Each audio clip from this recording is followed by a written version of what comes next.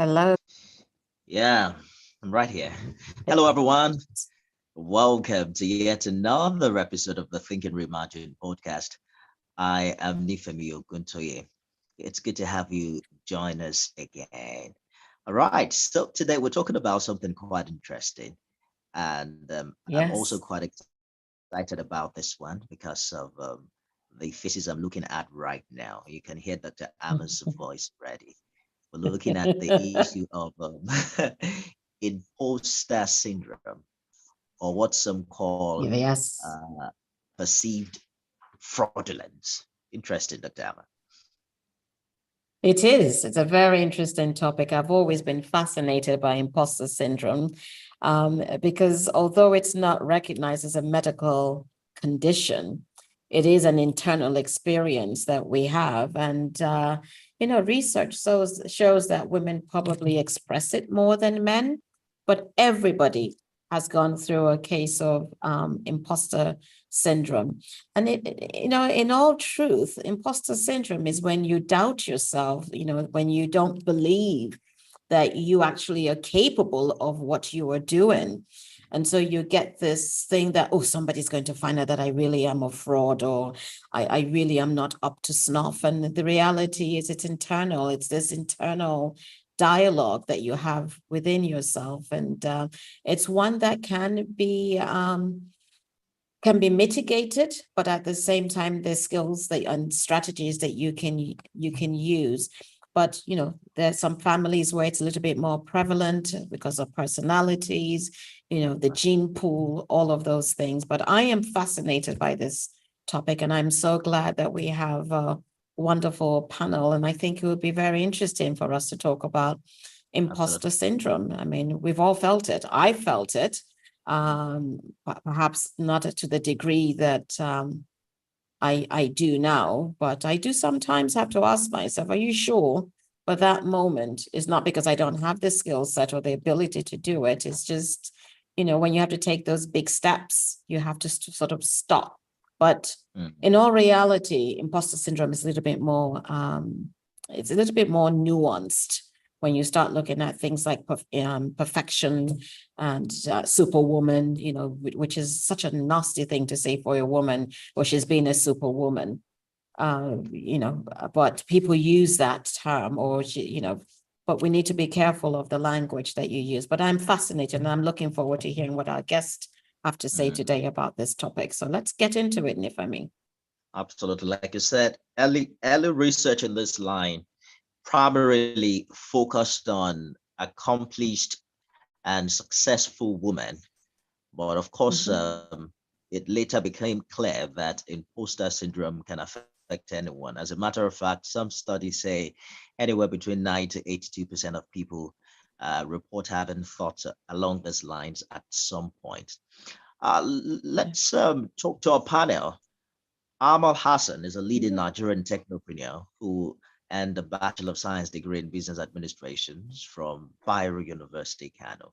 And in 2003, she established the first organized ICT training institute in Kano. Good to see you again, Hassan. Amal Hassan, welcome on the program. Thank you so much. It's good to be here. Great. And I love your green. Yeah, the color of our country, isn't it? Thank you. Yes, Thank you so for having me. I like that. Thank you. You have heard from Dr. Amma, founder, Thinking Reimagined, Allied Empowerment, Live Abundantly, and the list is endless. Dr. Amma needs no introduction. Benny Finisher is here as well. Benny is a poet and an experimental artist. Is that right? Very true. Very, very true. I just saw his play, Nifemi, and it's fantastic. He does great work. Right. Yeah. I can't imagine that you have imposter syndrome, Benny. Do you? No. Or are you hiding? Maybe in a subtle way. All right. So let me begin. Let us begin with Amma, right? I like us to begin by establishing, for instance, helping the listener and the viewer to broaden their understanding of this syndrome, particularly what it is and how you can identify it. Okay, thank you. Thank you very much for having me again. I think Dr. Amal asked the question if one of the panelists, sorry, I forgot the name, has it. I think that at some point in our lives, everyone had it, and it comes, it's off and on, it comes. I remember when I first started the training center, it took me a while, even towards the end of the training center, where I had to start working toward establishing Outsource, which is the company I run now. I cannot speak in public. Addressing my staff was a big issue. So what I did at that time, because of that feeling of inadequacy, right? I always feel my English is not good enough. I will not be able to pass the message across very well.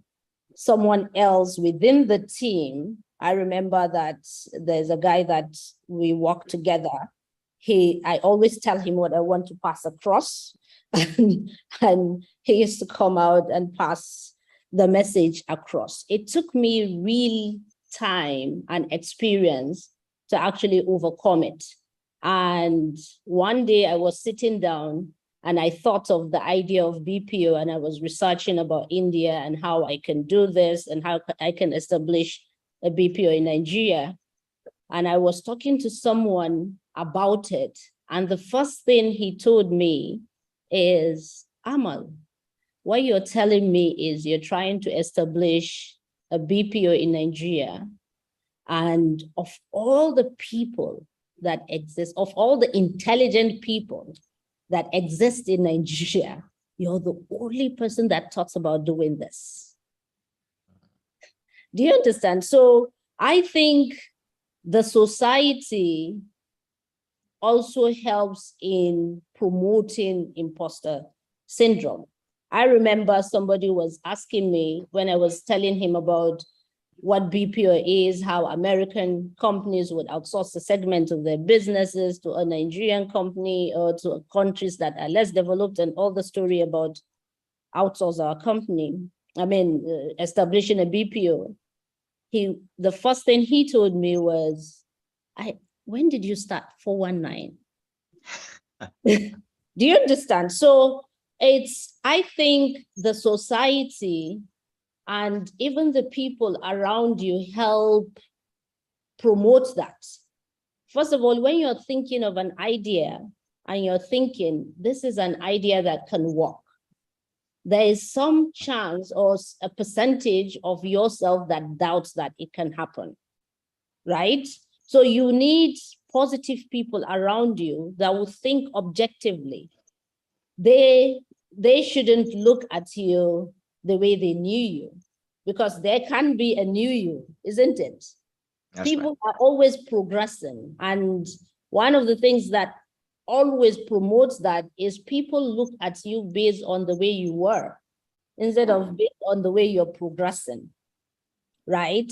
Why that person thought of me and said of all the intelligent people, because he knew me as a small girl and he's still looking at me that way. He has forgotten the fact that I have evolved. Do you understand? And if I had listened to all of them, outsource would not be where it is today. I wouldn't have thought of. And I think one of the things that really helped me to overcome it was the fact that I stopped thinking less of myself, because I realized that there is only one being that can actually stop me, and that's God. And I just keep pushing. The idea is there, it looks good, I can do it. Once I give my 100%, I rely 100% on the one who created the world. So I always tell myself, the Bill Gates became Bill Gates from somewhere, but Mark Zuckerberg became Mark Zuckerberg from somewhere, right?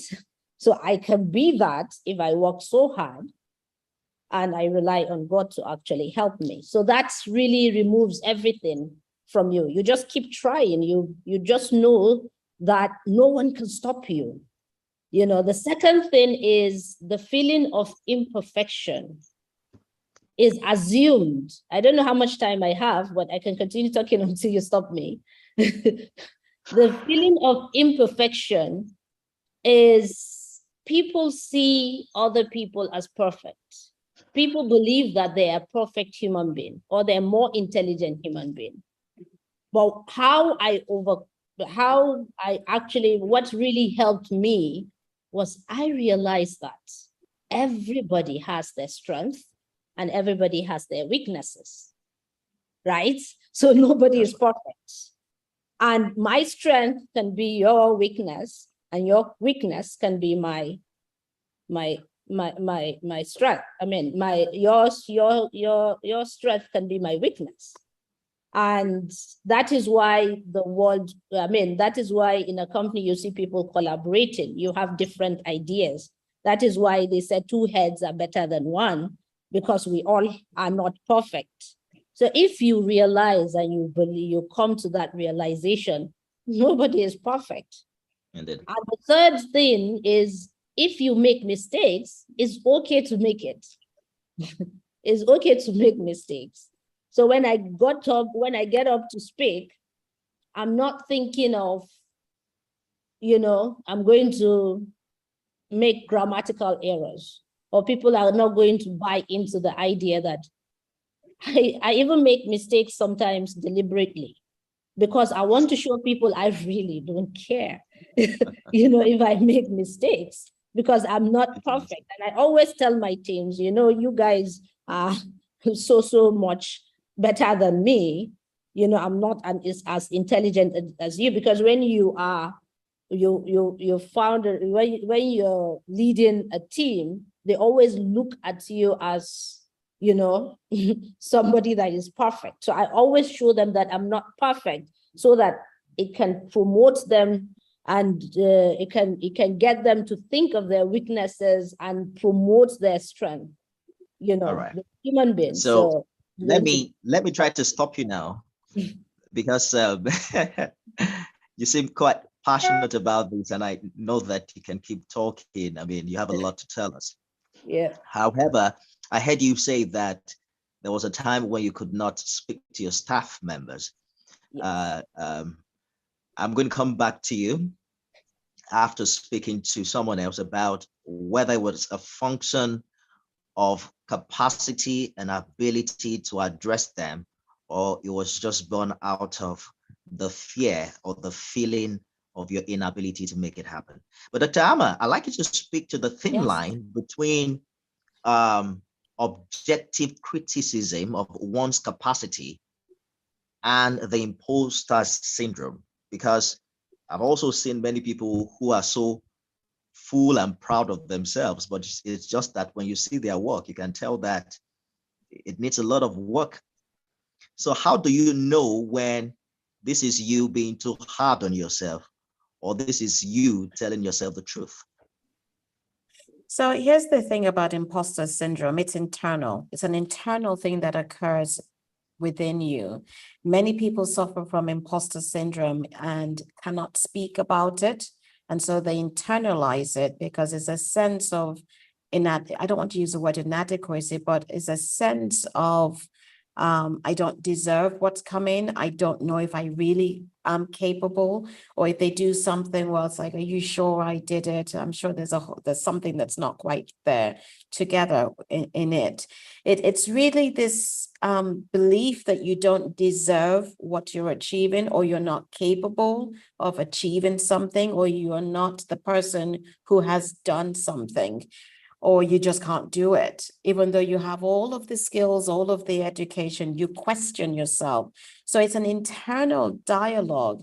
And very often people with imposter syndrome, they will be in a group and they may say a few things here and there, but what they really want to express doesn't come through, because they're concerned that if they were to say that, it may not, they may be speaking out of tune and out of terms, and then people will know that that they've created a facade that does not accurately represent them. So they suffer with anxiety, whether it's anxiety to speak or anxiety to show the work. There've been studies done where you have girls and boys doing computer learning coding. And you will see that the boys, when it's time to show their work, they're eager to show the work that they've done in their coding. Even in universities, we've seen this. They'll do the homework and they'll go to the professor and say, well, I've actually done this, but I am stuck somewhere. With girls, they will either crumble the paper and say, well, it's not finished, so it's not done. And they throw it away because they're not sure about what they want to present, or they will go and say, well, it's not done. So it's that doubt, it's an internal doubt that you have to overcome. And very often the way that it presents itself is that this need to be perfect. If I am perfect, then nobody knows that I have imposter syndrome. The reality, as Amal said, is nobody is perfect. There are things that we don't all know about, and there's some things that we do know about. So people try to hide their imposter syndrome by presenting a facade of perfection, or by presenting a facade of being a superwoman or a superman.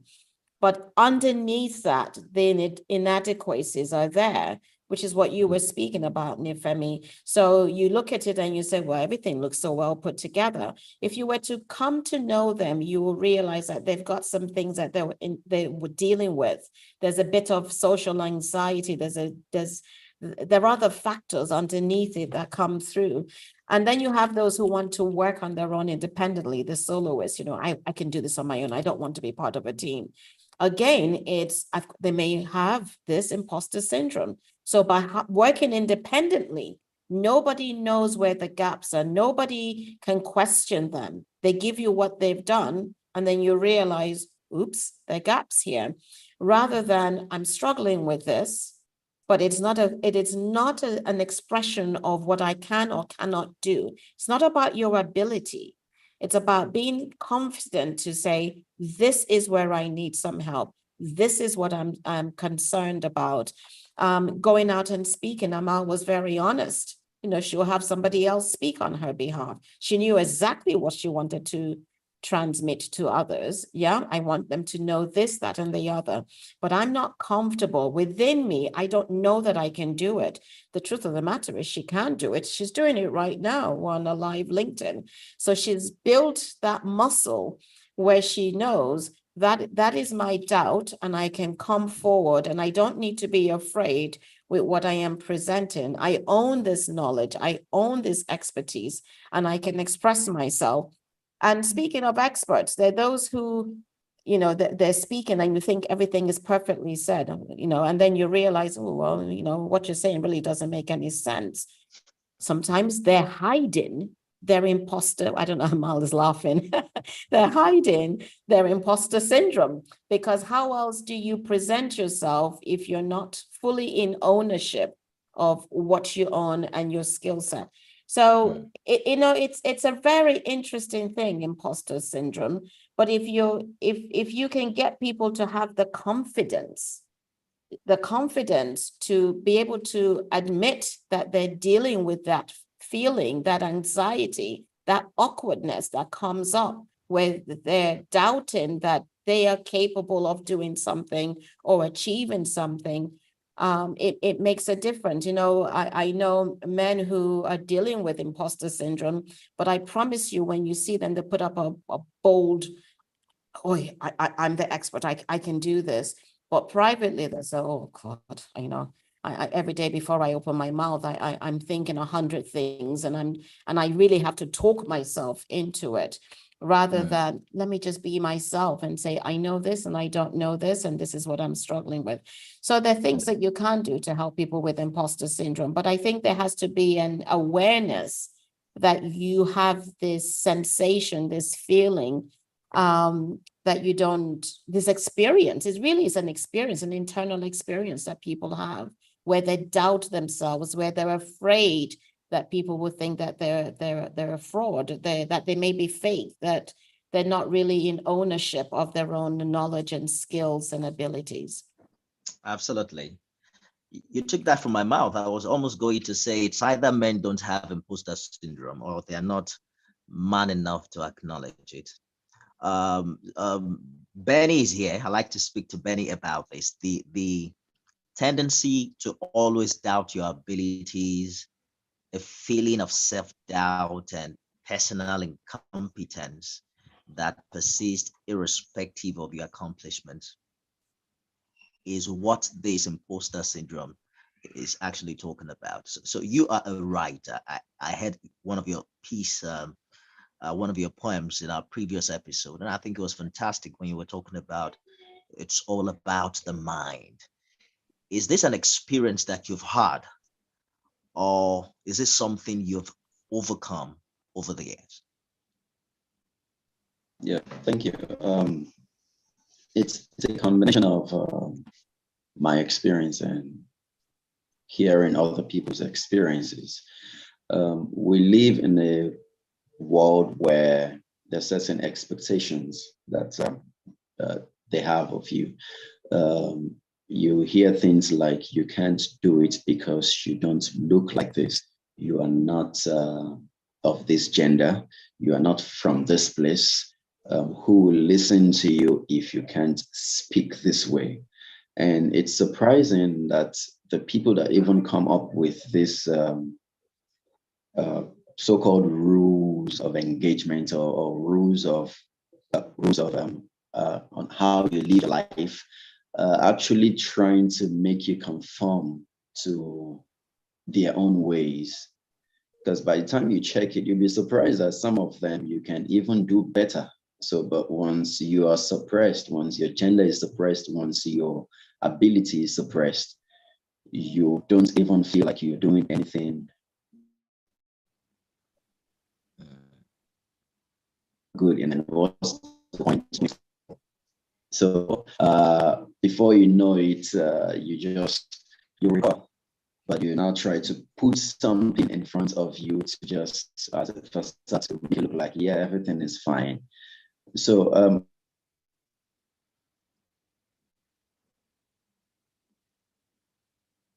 Have we lost Penny?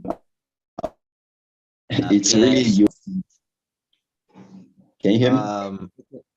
Okay, we're finding it hard to hear you. Can you switch up your camera for a bit and see if that would improve the audio quality? Can you hear me now? Yes, we can. Please go ahead. Loud and clear. Yes, please. Okay, so oftentimes when I hear people say things like the butterfly in my belly before I talk or before I do certain things, I think it's really about you questioning or belittling your abilities or thinking, oh, what I'm about to do, what I'm about to say might not be. Is it going to be good enough for the person who is listening? Is this going to be good enough for this person that I'm presenting it to? So, and as a man, we deal with that silently because most of the things men deal with, they rather not talk simply because the society has assumed that if you're a man, you should be able to do practically everything. And right. You don't want to be seen as less of a man. So you try to put up that front and say, yeah, I've got this covered. I've got this covered. But behind closed doors, you know what you're dealing with. So I don't think it's a problem to say, yeah, I'm not perfect. And you're not even meant to be perfect. You're just meant to be human enough to accept what you can control, and what you can't control, ask for help. So there's nothing wrong. It's not a weakness asking for help. You need help. Hello, you're already weak, so ask for help. So basically what the society do is, the society does a lot to make the imposter syndrome thrive, but in the secret places. So we see people walking around being who they are not till life shakes them. Then there's an explosion. So that's it, basically. It's interesting. It's interesting listening to what Benny is saying, because I was just thinking about imposter syndrome. I mean, whilst we're talking about the feeling of doubt and fear and consciousness that you may not be adequate. We also have to remember that there are those with imposter syndrome who are overachievers. You know, because they have that feeling, then they want to achieve even more. They push to achieve even more. And in sometimes they can even sabotage their own success because they can't believe that that could be theirs. And we have to keep that in mind because yes, societies, families can play a role in how you deal with your imposter syndrome.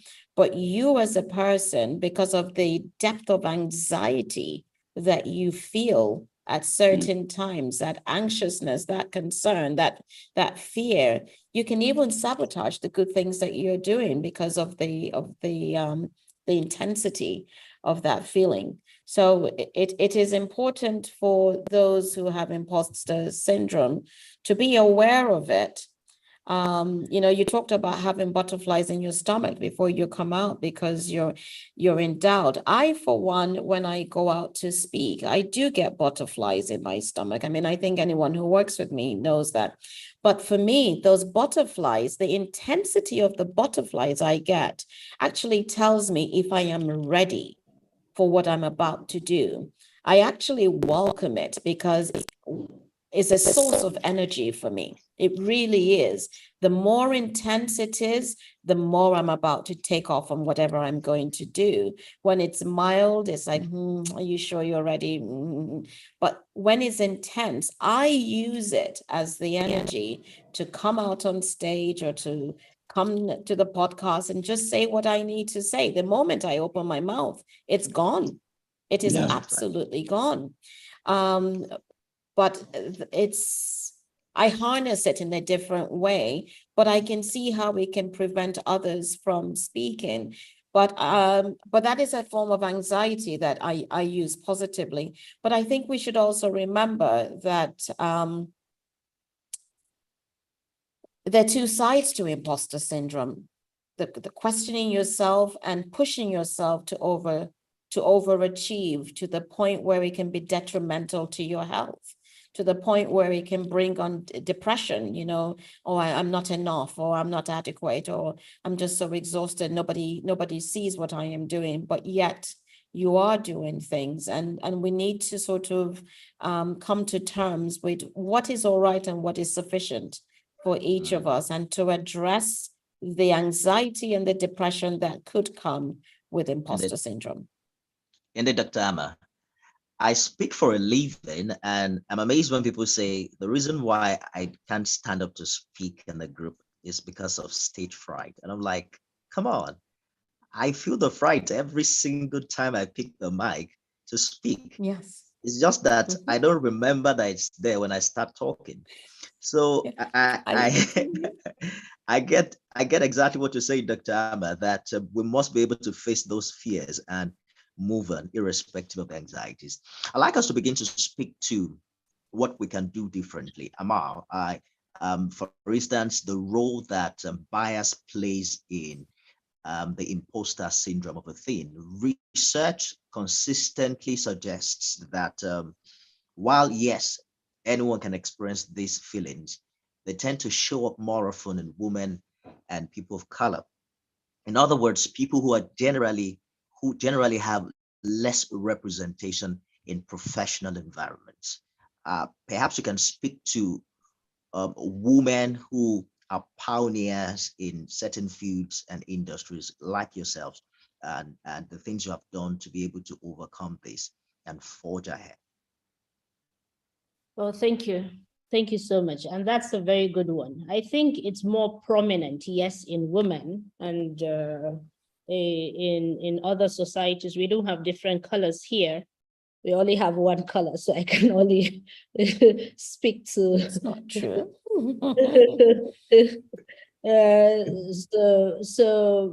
Well, that's not true. So as in, no, in Nigeria, we I think it's okay. So maybe different tribes and different cultures, right? So what is really happening is, I think the way women are treated right from the time, right from childhood, right? Right from childhood, women are given certain chores and men are given certain chores. And when you look at it from that point in time, you have already segregated them. You give more bigger jobs to the guys and smaller and menial house jobs to the women. And once you do that, it is automatically assumed that the girl is less than the boy, right? And that feeling continues when you go into a work environment. You're the only woman in tech. For instance, myself, in most of the boards that I have participated, I'm still on, there are very few women, or I'm the only woman in most cases. In some cases, most cases, you tend to think that because of this, then you are not supposed to be there because the majority of women are not there. Right? And if they're not there, then what are you doing here? I remember after setting up outsource and we've gone live, I was trying to keep it quiet because I know the Nigerian factors. So the US ambassador visited our office one day, a long story how he came, and he wrote a story about me and the story of outsource. And I remember reading it at that time, and I showed it to my husband, and I was saying to him, he thinks I'm good. And my husband was like, you are good. You have done something remarkable. You've done something great, and that has no bearing over whether it's not because I'm a woman or I'm a guy. It's because I have just done that. That's right. And that's why when I first started speaking, I said there is no color. There shouldn't be. They should be human beings. And I only recognize one, human beings. Yes, they're female and male. We are tall and we're short. We have different, but we are all unique in our own way. There shouldn't be any segregation. There shouldn't be any differentiation. That's what I'm trying to say. Right?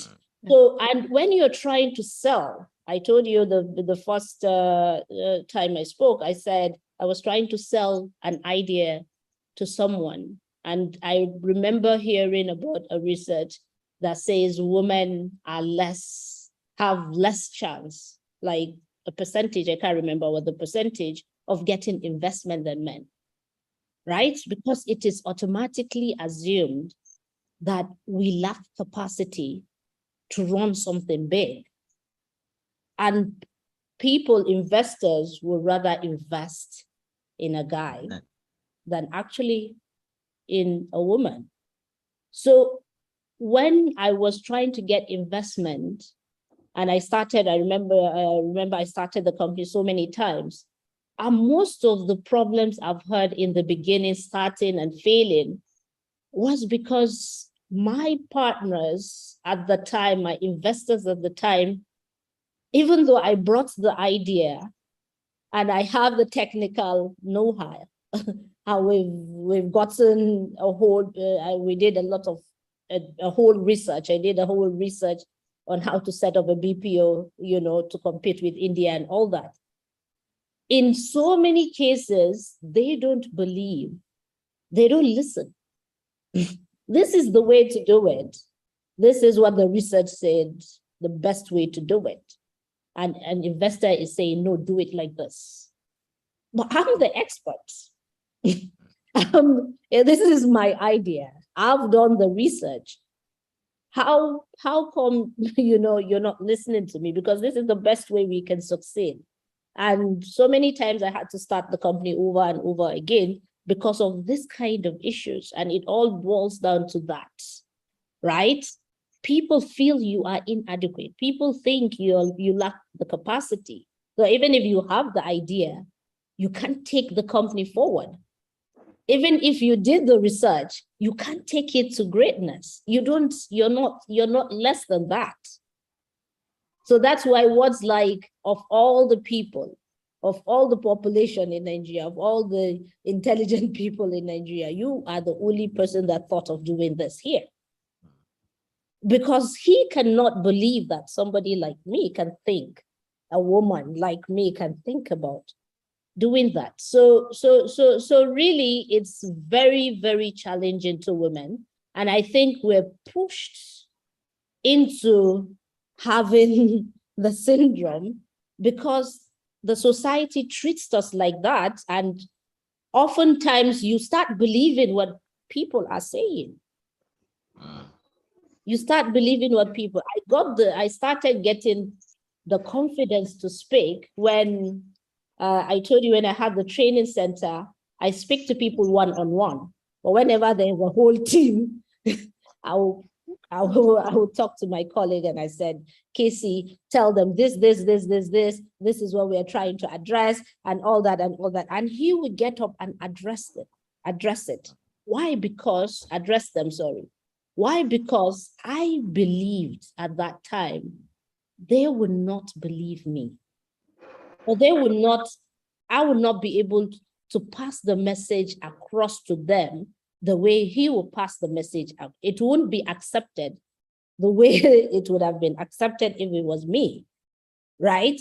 But after I started speaking and people started talking about me and I got into the outsourcing business and I can speak to you one-on-one, but whenever there's a crowd, and there's always that fear. Yes, that butterfly is still there every day. You just push despite it, but you get to that position because of different experiences you've had.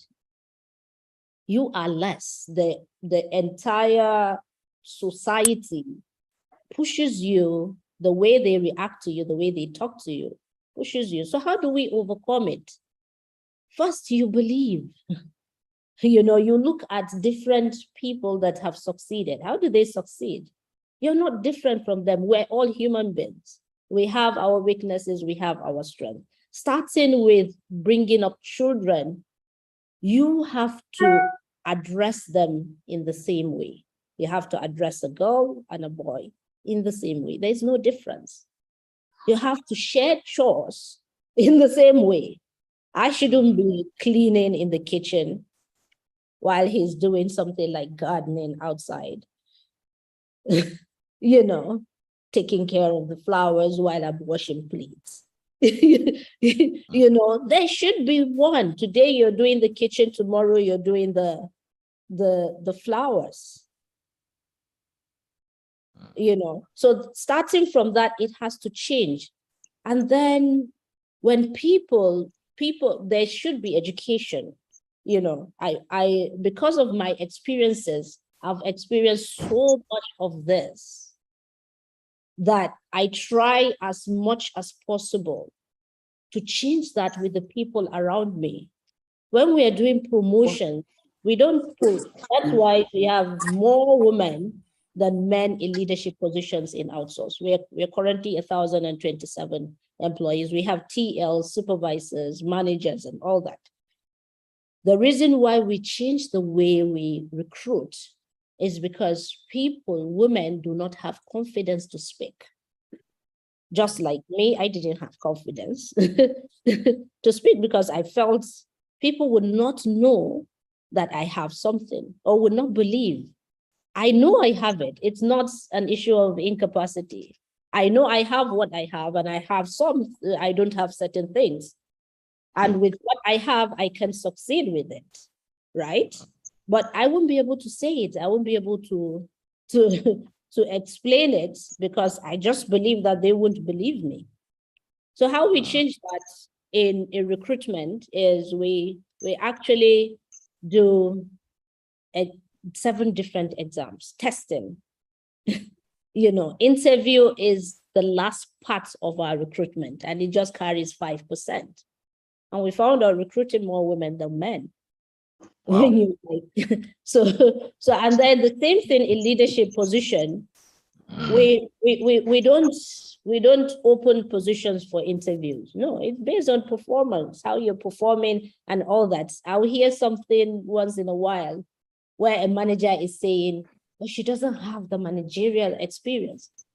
Everybody has to start somewhere, isn't it? She has good performance. That's good enough for me. She can develop that managerial experience. And that's how we push people to leadership positions. And oftentimes they come and tell me, I can't believe you believe that I can do this.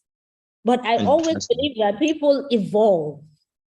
And I shouldn't be judging everybody by where they are, because when I put them in that position, I just need them to have a certain requirement to get to that position. And then the rest they learn on their own, they get pushed on their Absolutely. own. Absolutely. It looks like, I'm so sorry to interrupt. It looks like, Yes, please. Mr. Boyo, Peter is joining us from London. Hello, Peter, are you there? Welcome. Hello, I'm sorry I'm late. I'm having connection problems. London. Apologies. Hello, everyone. Sorry to interrupt. Thank Not you. a problem at all. It's Yeah, understandable. Your network is better Just in wanted to- Nigeria than in the UK. No. It's my my phone company. I'm trying to set Please, it we up. should send MTN to you and main one. You know, we should send MTN and main one to London so that they can set up a good network. Absolutely. I'm using Lebara. I'm trying to set it Absolutely. up. I'm sorry. So I Go think ahead. It's quite all right. I've said You know, a bit, and Yeah, yeah. go ahead, Amal, are you finished? Because I No, wanted to pick up from something that Amal stated when she started, and she talked about biases. There is absolutely no doubt that there are biases against women in the workplace, actually everywhere, let's be honest, there are biases. And the lack of representation of women in certain areas or positions also means that if you're suffering from imposter syndrome, it will be even that much more heightened because you don't have anyone that you're looking to or you can see that represents you. So bias and representation are important. But I do believe that if you have imposter syndrome, it's important that you recognize it and you understand it and that you can speak to it when you're around people so that they can support you in overcoming it. If you have a challenge with speaking and you don't bring the right people in to support and encourage you to speak, then you wouldn't be able to do it. If you've got a brilliant idea and you don't feel psychologically safe in a community, in a family, in the workplace to speak, then you're likely not to come out and say those kinds of things.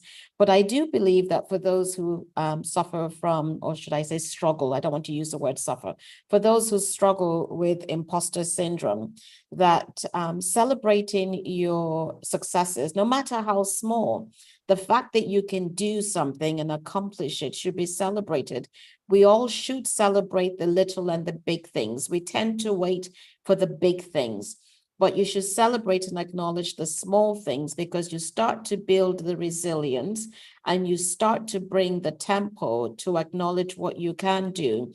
I find that many people rely on external acknowledgement of their accomplishments as opposed to internally. If you can internally acknowledge that you've done something well, that you have the capability and the ability to do it, then waiting for that external acknowledgement is just the icing on the cake. It's, you know, I know when I've done something well, I know when I've passed an exam, I know when things are going well. I'm not waiting for an external. And I know that Benny is probably the same way. You know, he goes out there, he's got his performance, he does it. The accolades and the support is just I don't know, Benny might have another phrase that he wants to use to describe that, but you know when you've got it.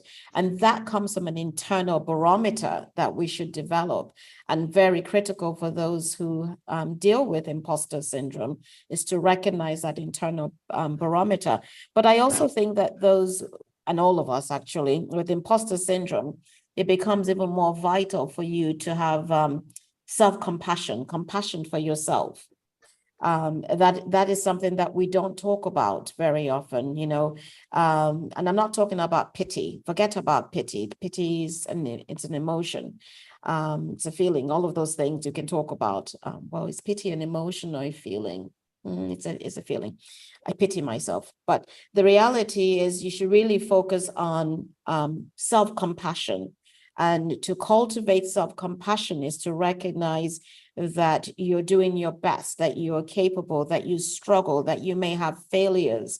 When you deal with imposter syndrome and you fail, you fall short of the goals or the standards that you set for yourself, the fall is that much more greater than when you're not dealing with it and you fail and you can say, well, I didn't do so well on that, but I can learn for it. For a person with imposter syndrome, they almost can go into a depression and this deep thinking that now everybody knows that I can't do it, I'm not capable.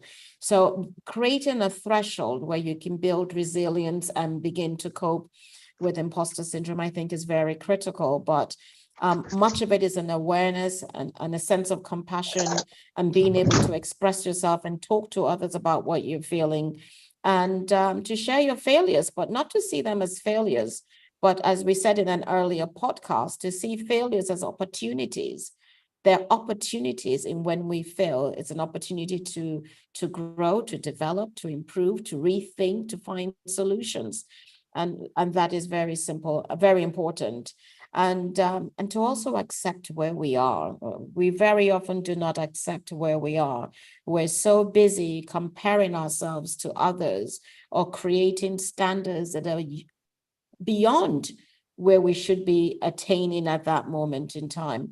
So I think realistic achievements, realistic intentions. I'm going to use the word intentions, but to be aware of our intentions and what it is we're trying to achieve, because that will give us a greater sense of fulfillment and reduce the case of imposter syndrome, which comes with anxiety when you don't achieve the standards that you have set for yourself, that sense of imperfection or being a superwoman or being the genius or, you know, all of those things that come to play.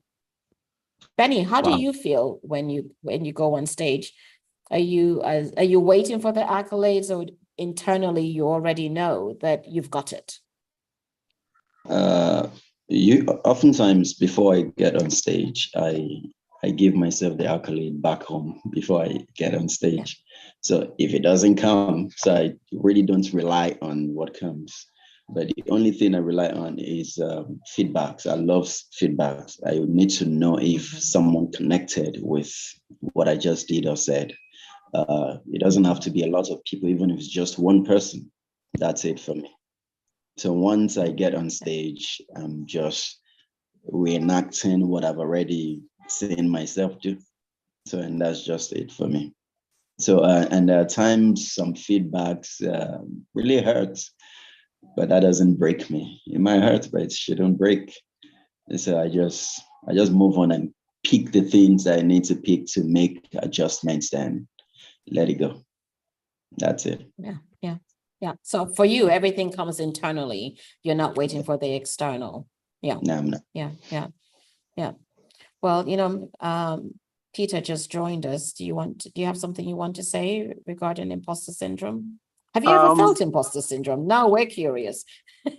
I don't know if mine is imposter syndrome, but I'll just give you a little history of, it started when I was much younger and I used to be smart. And I used to be teased and called teacher's pet and all that. So I used to try not to excel on purpose because I didn't want to be teased. And I kind of grew up with that notion that I shouldn't shine or I shouldn't succeed in a lot of things because I don't want to overshadow anyone. So, I mean, I've grown out of that now, trust me. I don't have any problem with that. But that's like a background history of what used to happen to me. And I'm sure there's a lot of people like that. So I don't know if that's imposter syndrome or something else. But I don't have any problem with failure, because failure is a part of success, and success is don't fail. So, yeah, I took that line from, but From my book. but seriously, I don't have a problem with doing well or with failure, because everything is a process. You enjoy success when you experience failure, and you know failure when you experience success. So everything is a learning process for me. I don't know if that Indeed. makes sense. It does. It does. I like us to begin to drive this conversation home. I also love the fact that we've talked about how we've picked this up growing up. For instance, academic success in childhood could also have contributed to imposter feelings later in life, when you're used to succeeding and then you get to a higher institution or a higher place of learning, and you're shocked at how difficult it is for you to comprehend. And I think someone also mentioned earlier how this could have contributed to, maybe a halt in the creative process. Some people just procrastinate because they find it difficult and they don't want to ask, they don't want to talk to anyone about it. They don't want to seek help. They just feel that they have to be perfect. There's also the implication of how children are brought up. And I just want us to touch briefly on that. Yes, can I say something real quick? Yes, please. As children, we're taught.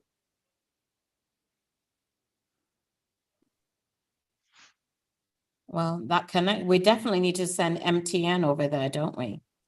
Main one. Telling you. Main one. I'm telling you. Main one, that's right. Main one is on its way to you in London. So while we wait for Peter Abbott Boyo to reconnect, I'd like us to speak to how we can contribute to imposter feelings in our children as parents. I've heard some say you might develop imposter syndrome if your parents pressured you to do well in school, compared you to your siblings, or they were controlling or overprotective of you, emphasizing your natural intelligence, and also in some way, perhaps sharply criticizing your mistakes. How can we begin to focus our energy aright, raising children, so that we do not make these deposits in them? We can do that briefly, and we can wrap up. Well, I think Amal actually alluded to this, that accepting people as human beings, accepting that each person comes with their own gifts and talents and abilities, and encouraging that and allowing them to develop those. When you start to compare, you really do start to create the atmosphere for imposter syndrome. When you emphasize,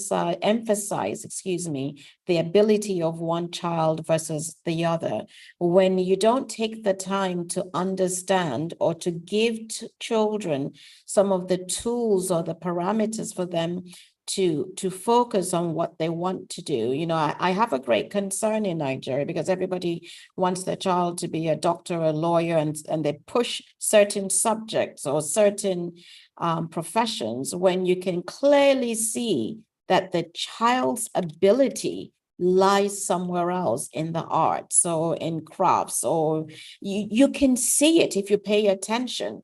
And when you start to do that, you're making the child feel inadequate. You're making the child question their own natural gifts and talent.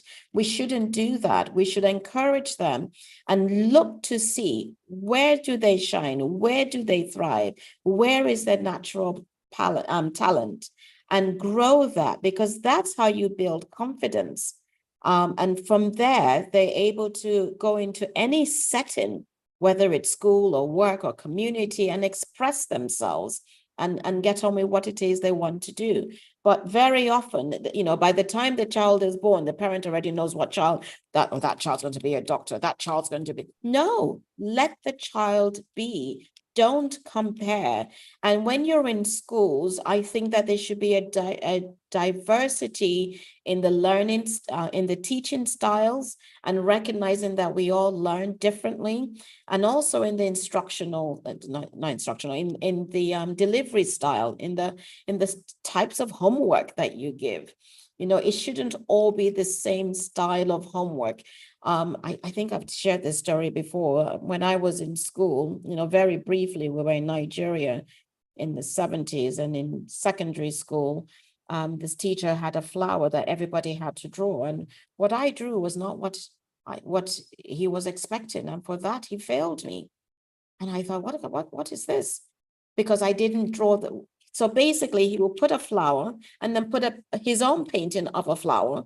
And in my mind, because I've just come from abroad where you draw what you see, I drew what I saw. Everyone else in the class knew that they should be drawing what he put, not the flower, but his diagram. I drew the flower. He wanted the diagram to be replicated.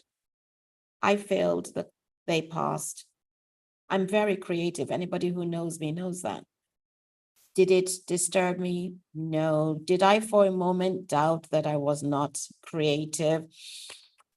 Just for a little bit. And then I was able to move past, because I had a father who said, your assignment was to draw that flower. That's what she drew. And if everybody else's flower looks like yours, which is what you provided, then who's right? Who followed the brief on what to do? So I was glad to have a father that was like that could advocate for me and go to school and say, no, you know, just give her a 0 and call it that she never even took it, rather than give her 8. Yeah, the teacher gave me 8%, which is actually my favorite number till today.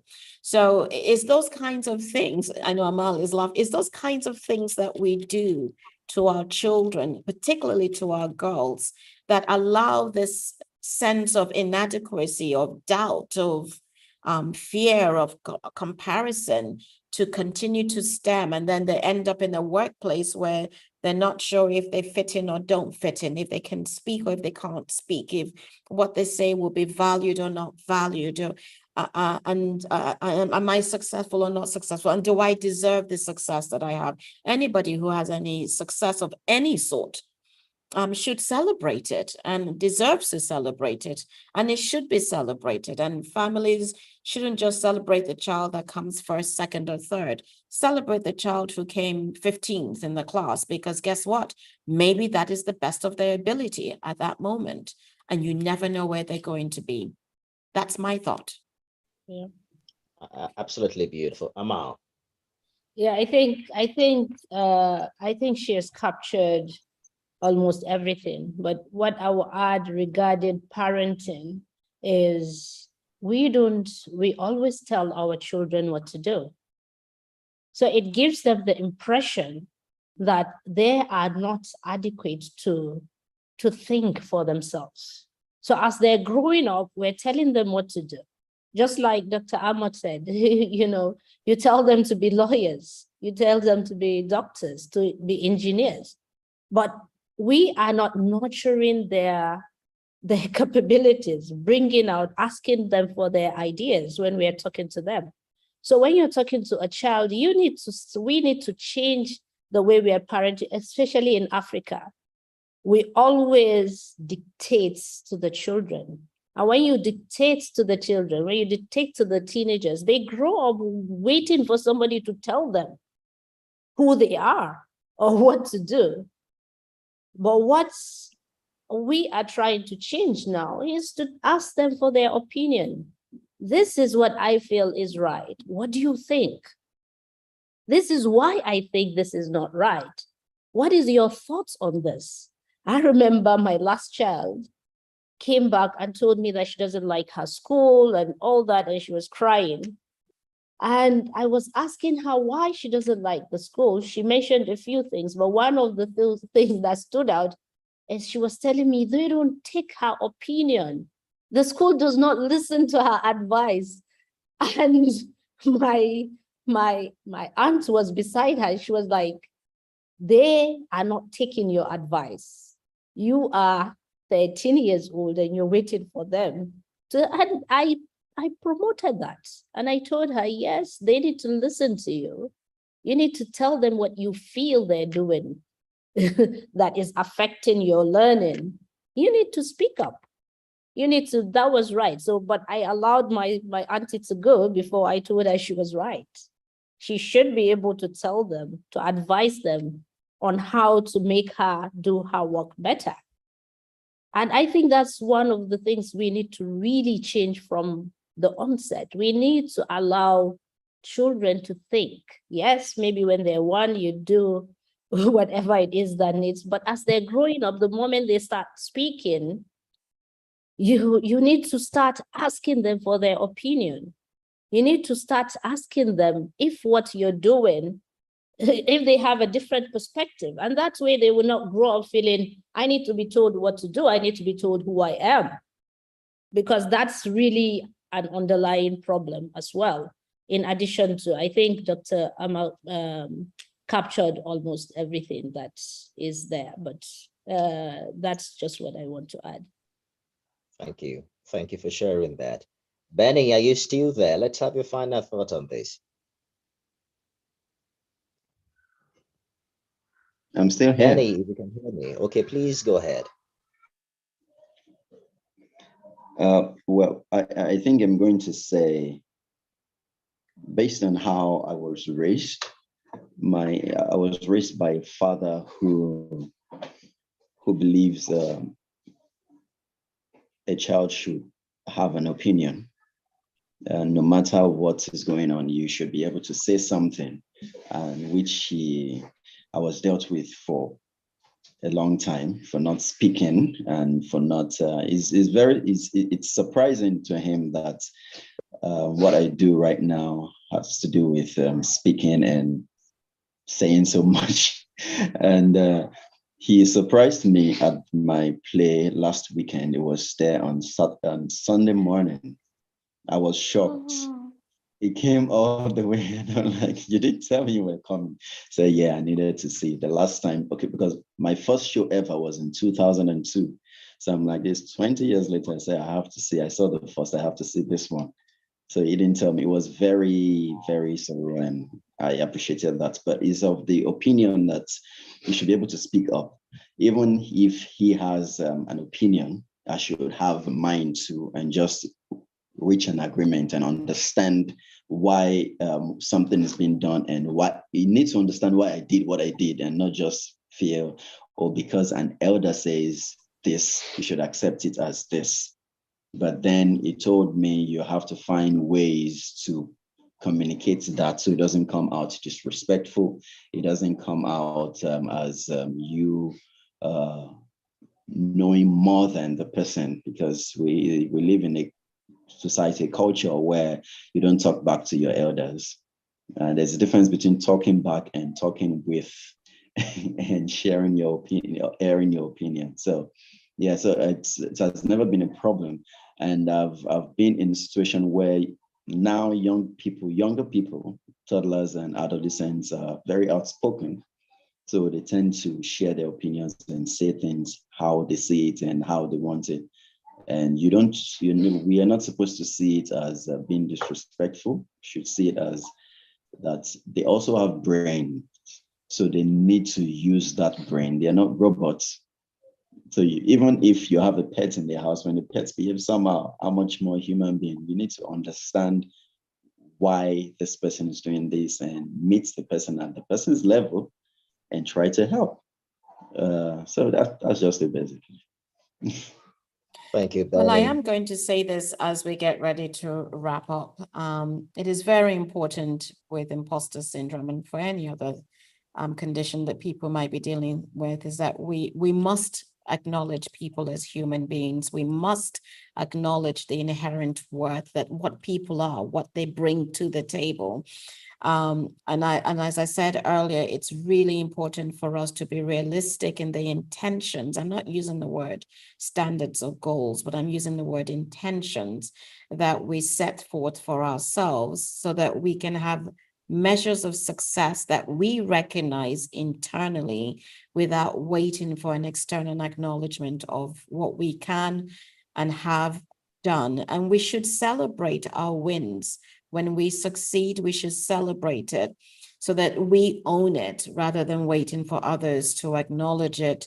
But most importantly, I do think that compassion, it's not a word that's used very often, but it's a word that's really important. Let's have compassion for ourselves and others and not judge, because that will help us in dealing with imposter syndrome, in owning it, in the ability to express it, and the ability to subdue it and overcome it in the long run. Thank you. Thank you. Thank you, everyone. I'm just finding out we had 2 Amals on the show. One is fondly called Dr. Amal and Yeah. Amal Hassan. My Felicia, thank you for joining us. Peter Ahmad, though you did not get back, we perhaps will export some technology from Lagos to London to help him stay. Thank you so much. This has been a great conversation, everyone. Thank you so much for joining us, and we hope that you will come back again. Thank you very And Benny, much. did you have a poem that you wanted to share before we end? No. No. Okay. All right then. Well, thank you so much for being here. And hopefully when Amal comes to Lagos and you have another production, she'll be able to be in the audience. I would love Sure. to see a recording for starters. If that can be shared, that would be good. Yeah, sure. Well, you can find him online. He's online, definitely. Yes. So we do that. Yeah. That's Thank you, everyone. Nifemi, as always, most grateful for having you as what can I say, co-anchor, although sometimes you hold the mantle as we get into heated discussions. But thank you for being here. And of course, it's Youth Day, so I must acknowledge Dune and Hawa, Benny. Well, Benny, you're no longer a youth. Sorry, you passed that now. And Nifemi, thank you so much, everyone. thank you. Bless. Thank you. Thank you. Have a lovely day. Yeah. Bye-bye.